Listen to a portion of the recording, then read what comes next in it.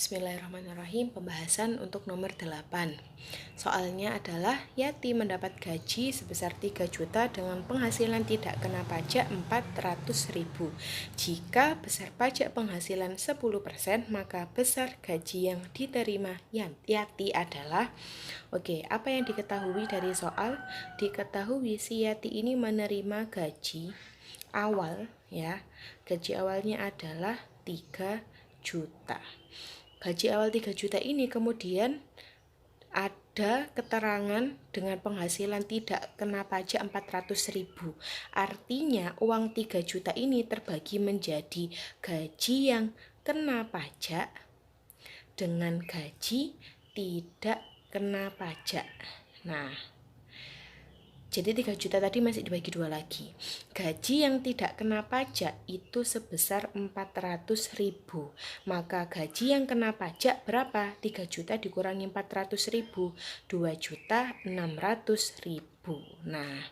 Jadi kayak gini ya, dibagi dulu kayak gini.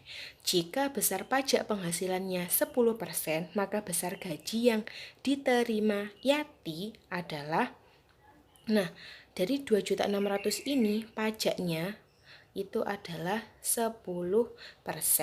Berarti nanti diambil berapa? Ini termasuk PPh ya.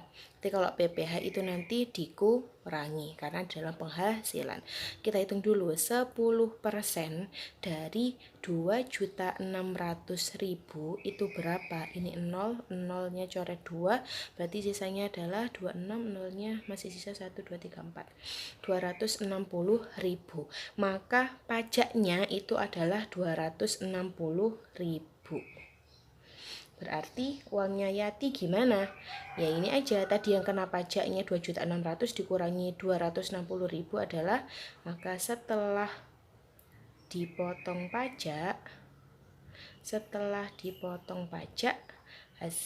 gajinya menjadi 2.600.000, dipotongnya 260.000, maka yang dia peroleh adalah 0, ini 4, 10 ya, 5, jadi 5 kurangi 2, 3, ini 2.340.000. Jadi dari gaji kena pajak 2.600.000 dikurangi pajak sebesar 260.000, maka yang tersisa adalah 2.340.000. Ini bukan hasilnya loh Rek ya. Hasilnya itu yang benar kayak gimana? Maka gaji totalnya ya kita jumlahkan lagi sama yang awal, 2.340.000 kita tambahkan sama yang kena pajak, yang tidak kena pajak tadi 400.000. Hasilnya adalah 047 2.740.000. Jadi dari sini Ustazah ulangi lagi prosedur awalnya.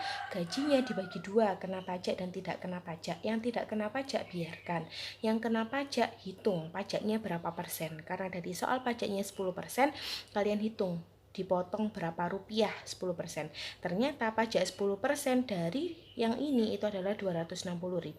Maka gajinya ini tadi setelah dipotong pajak adalah 2.340.000. Kalau sudah kita kembalikan, kita jumlah lagi dengan gaji tidak kena pajak. 2.340.000 ditambah dengan 400.000, hasilnya adalah 2.740.000. Jawaban yang benar yaitu yang C.